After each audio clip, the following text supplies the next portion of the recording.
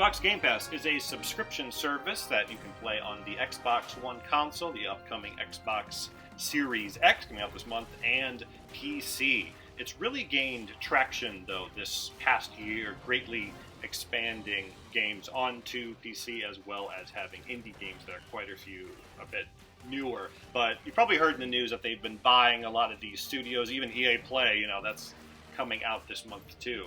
And with the holidays, it's a good time to consider whether you want to be using it for a month, 2 months, or even up to a year, or if it's better just to buy games outright or use some other type of a service. So with that, based on my experience this past year, 2020, these are the top 3 reasons to buy or not to buy Xbox Game Pass. Compared to other subscription services like PS Plus or even Nintendo Switch with their $20 a year program, the games are quite a bit newer, and this covers especially indie games, but even AA and even some AAA games as well. Even if they don't come out day one on release, they often come out some months after, especially indie games. You get a lot of newer ones there, even in early access.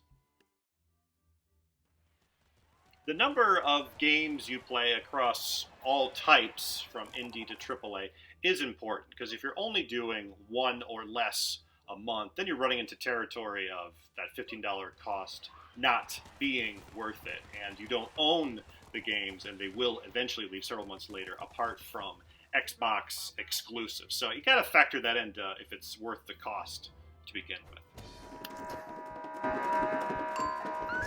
If you're interested in Xbox One exclusive and you play the majority of them, they are there day one, from indie to AAA games, and along with that, they don't have that time frame where they leave the service, so you're getting these for years. Everything is on there, all the Halos, even like Halo Wars, the old ones, they have backwards compatibility. So with those, you're getting your money's worth. Cost of Game Pass for a month is about the same as an indie game. The advantage of playing indie games is most of them have a shelf life, and it's easy to play through them or check them out for a bit and kind of be sick of it quickly, which is the advantage of Game Pass. You can play that instantaneously. So if you're not checking them out and you're just doing the higher priced games that you can buy used, then the price starts to become an issue, justifying having Game Pass. That being said, it is by far the best value. It's incredible what you get with Game Pass, because it is all types of games, and it's ones that you're more likely to have interest in because they are newer. So if you're sampling, try out an indie game here.